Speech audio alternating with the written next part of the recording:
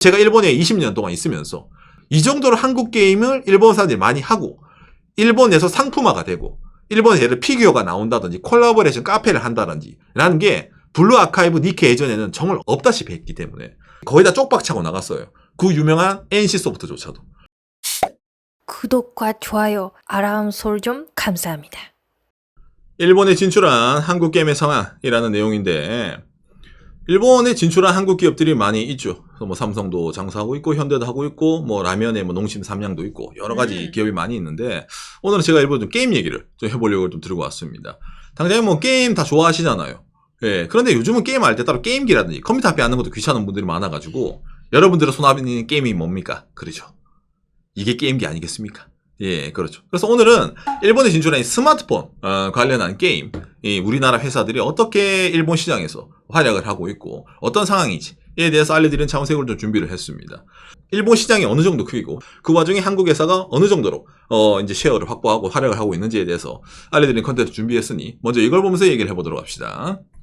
자, 일본 페미통 모바일 게임 업계의 데이터 연감 파미통 모바일 게임 2024. 예, 여기서 보면은 세계 2023년 기준 전 세계 모바일 게임의 시장 규모는 8조 7,900억 엔. 한 우리나라 돈으로 한 87조 정도 된다는 말이네요. 그런 와중에 아시아가 4조 7,900. 그러니까 아시아가 반 이상이다. 세계 모바일 시장 규모에. 그 중에 일본이 1조 1,886억 엔. 그러니까 일본이 우리나라도 10조 좀 넘는 시장 규모를 갖고 있고 중국이 1조 9천이니까 한 19조. 거기다가 대한민국이 8,076억 엔이니까 우리나라 8조 정도예요. 그러니까 여러분 인구로 따지면은 우리나라가 모바일 게임 시장이 정말로 큰 거예요. 그런데 절대적인 시장으로는 일본이 크기 때문에 어쨌든 일본 유저가 많으니까 일본 시장도 어느 정도 공략할 보람이 있다라는 거겠죠. 그런 이제 이 모바일 게임 시장인데 이게 코로나 때 한번 주춤거렸거든요. 근데 앞으로도 아마 모바일 게임 시장은 한국이나 일본이나 미국이나 중국이나 다 상승할 것이다. 라는 게 요즘 이런 식으로 이제 트렌드가 나오고 있다는 거죠. 과연 이제 그 한국 게임은 일본 시장은 어떻게 활약하고 있을까? 바로 이 넥슨 얘기인데 넥슨이 한국 기업일까 일본 기업일까 이런 얘기 많이 나오지 않습니까? 왜 그럴까라고 했을 때 2011년에 일본에 상장했죠. 그리고 최근에는 일본 니케 들어가는 그 회사가 됐잖아요. 넥슨의 주가가 니케이 평균에 들어가요. 그러다 보니까 일본 사람들은 넥슨은 일본 기업으로 취급을 많이 해주고 있는 편입니다. 이 넥슨이 일본에서 장사를 잘 하고 있을까라고 했을 때 넥슨의 1년 매출이 4,233억, 우리나라도 4조 정도 나옵니다, 매출. 넥슨의 매출 구성 비율은 대한민국 60%, 중국 24%, 일본 3%입니다. 이? 3%. 일본 니케이의 평가 기준에 들어가는 그런 대기업인데 일본 매출 3%예요. 일본 시장 대표하는 게임, 그렇죠. 블루 아카이브입니다. 블루 아카. 여러분 3%라 해서 너무 적어 보인다 느낄지도 모르겠지만은 그렇게까지 적은 금액은 아니에요. 이 블루 아카이브 같은 경우에는 올해는 790억 정도 우리나라 돈으로 작년 기준 1,000억 정도 벌어들였지만 1,000억 정도 4조 벌어들이는 것 중에 1,000억이면 적을 수도 있지. 근데 일반적으로 봤을 때 게임으로 1,000억 연간 벌어들이는 것 자체가 적은 건 아닙니다. 절대로. 예, 그렇기 때문에 이 블루 아카이브가 나름 일본에서도 어느 정도 성과를 내고 있는 게임입니다. 이 방송 혹시 게임을 모르시는 분들이 보실까봐 제가 이게 잠깐 설명드리면은 블루 아카이브는 한국에서 한번 엄청 화제가 됐었죠. 뭐? 이거죠? 15세 게임 블루 아카이브 왜 청불됐나 이래가지고 대한민국 그 게임 심의에서 이거는 청소년들의 건강을 해칠 수도 있는 유해한 게임이에요. 이거는 15세가 아니라 미성년자 하면 안 됩니다. 이래가지고 이제 한번 난리가 났었죠. 2022년도에 그 게임이 블루 아카이브입니다. 이게 모자이크 걸으면 더 뭔가 위험한 것처럼 보이네요. 참고로 이게 여성 캐릭에 문어가 이제 붙어 있는 거거든요. 예, 그런데 이제 모자이크의 미학이라는 겁니다. 예. 아무튼 그래서 이때 당시에 바다 이야기 같은 게임은 전체 이용가인데 블루 아카이브가 왜 성인 게임이냐 이래가지고 한번 이제 게이머들 난리가 났었죠. 그래서 한번 약간 그런 식으로 한국에서 좀 뭔가 여러 가지 화제가 됐었던 블루 아카이브인데 일본 내에서는 나름 꽤 잘 나가는 편이에요. 그러다 보니까 이런 기사도 뜹니다. 올해 9월 17일 기사. 블루 아카이브의 전 세계 수익의 70%를 일본이 차지한다. 한국 게임인데 일본 사람들이 먹여 살려주는 게임이에요. 한국에서는 저건 외설적인 문어가 휘어감고 있는 저런 거 우리 아이들에게 건강에 안 좋아요. 그러면 일본 사람들이 먹여 살려줄게. 이래가지고 정말 일본 시장을 중심으로 해서 이 블루 아카이브 이 게임이 살아있는 게임입니다. 참고로 블루 아카이브가 최근에는 뭡니까? 애니메이션도 나왔죠. 올해 4월 달에 일본에서. 이거는 뭐 제가 따로 얘기하지 않겠습니다. 예, 팬들이 여러 가지 이제 말이 많을 거예요. 블루 아카이브. 아무튼 애니메이션도 나오고 각종 굿즈, 그다음에 콜라보레이션 카페가 지금까지 계속 나오고 있습니다. 이런 식으로.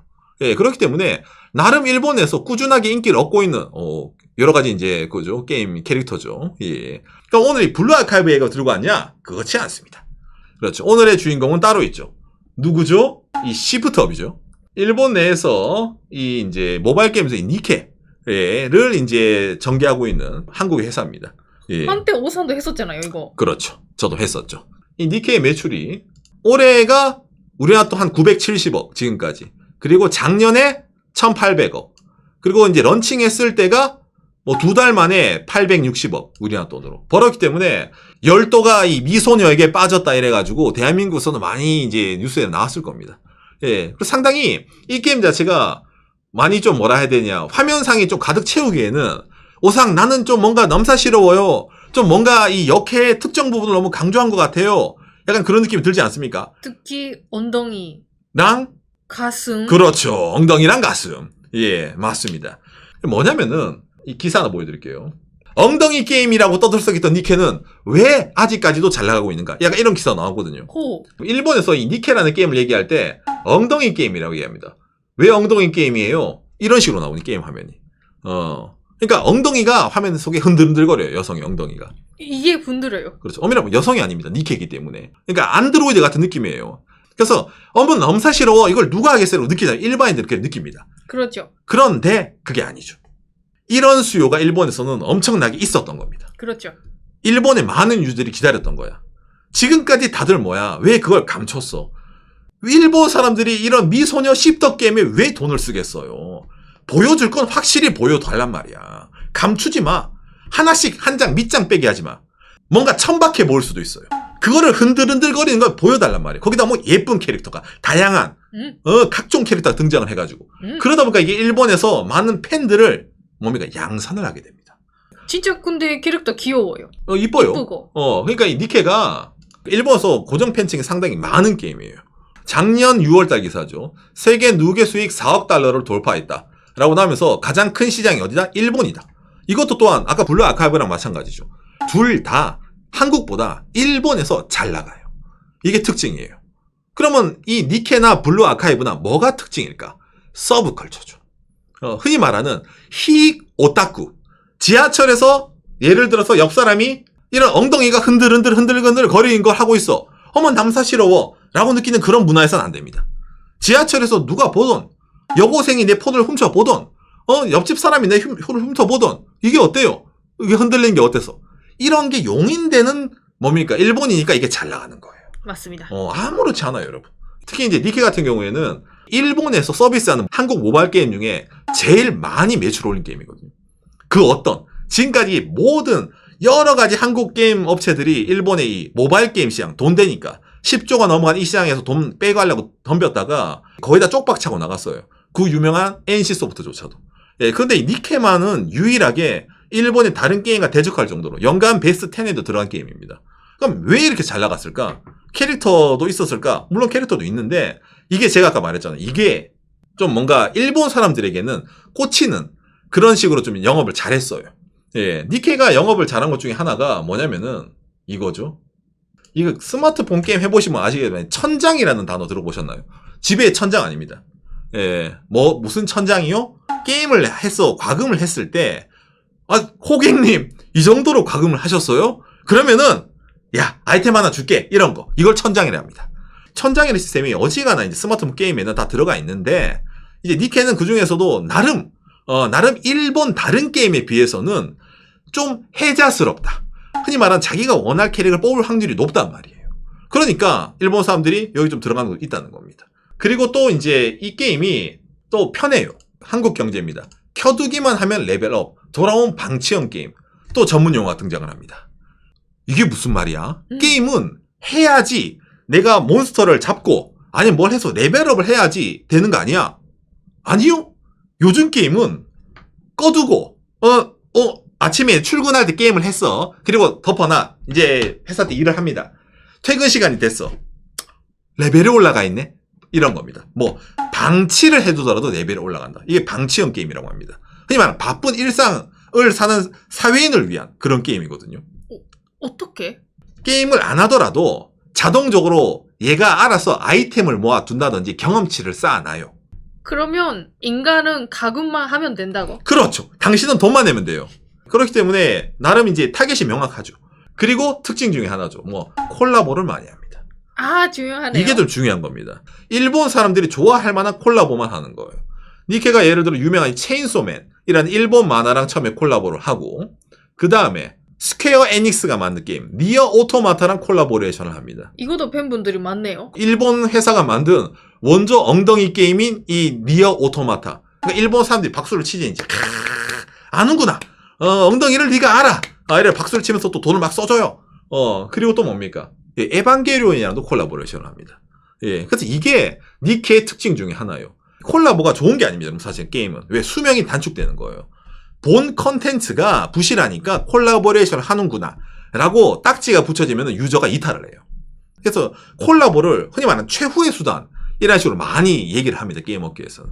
예, 그런데 니케 같은 경우에는 분기 때마다 콜라보를 들고 오는데 꽤 나름 좀 굵직한 걸 들고 오거든요. 예, 그러면서 본인 스토리에 녹아내리게 만드는 게 있기 때문에 이게 일본에서 나름 호응이 좀 큰 편입니다. 지금까지 보여드리는 게 다 일본 작품들이에요. 그러니까 일본 시장이 제일 큰 시장이 되는 거고 한국 게임에는 불구하고 일본 사람들 거부감 없게 일본 아직까지도 이게 유지가 되는 거예요. 그냥 블루아카라든지 아니면 니케라든지 둘 다 있잖아요. 일본 시장에서 지금도 저는 엄청나게 저게 성공을 거두고 있다라고 저는 개인적으로 생각을 하거든요. 왜냐면 제가 일본에 20년 동안 있으면서 저도 일본에서 여러 가지 게임을 하고 있지만은 이 정도로 한국 게임을 일본 사람들이 많이 하고 일본에서 상품화가 되고 일본에 예를 피규어가 나온다든지 콜라보레이션 카페를 한다든지 아니면 다른 굿즈가 나온다든지 라는 게 블루 아카이브 니케 예전에는 정말 없다시피 했기 때문에 이런 이제 게임들이 나름 잘 나가면 좋겠다라고 생각을 하는데 과연 앞으로 어느 정도로 일본 내에서 이런 게임들이 뭡니까 활약을 할 수 있을지는 좀 더 두고 봐야 된다는 거죠. 그렇기 때문에 혹시나 이걸 보면서 넥슨 주식 사야 되겠네, 시프트업 주식을 사야 되겠네가 아니라 야 도대체 저게 뭐길래 한국에서보다 일본 사람들이 더 게임을 할까? 라는 식으로 생각을 해 주시기 바란다는 거죠. 오늘 내용이 여러분들에게 참고가 되었으면 좋겠네요. 감사합니다. 참고로, 예, 저도 이제 그 니케라는 게임은 해봤습니다. 예, 해봤습니다가 아니죠. 나름 길게 했었어요. 길게 했는데 제가 이제 중간에 안 해요. 역시 오산 지향이었구나. 그렇지 않으시면 나는 엉덩이 때문에 한 게 아니에요. 방송을 위해서 한 거예요. 우리 시청자들이 어쩔 수 없이 해가지고 한 거예요. 예. 아까 근데 캐릭터별 엉덩이 차이에 대해서 아주 자세히 설명해 주셨네요. 나는 엉덩이를 볼 시간이 없어요.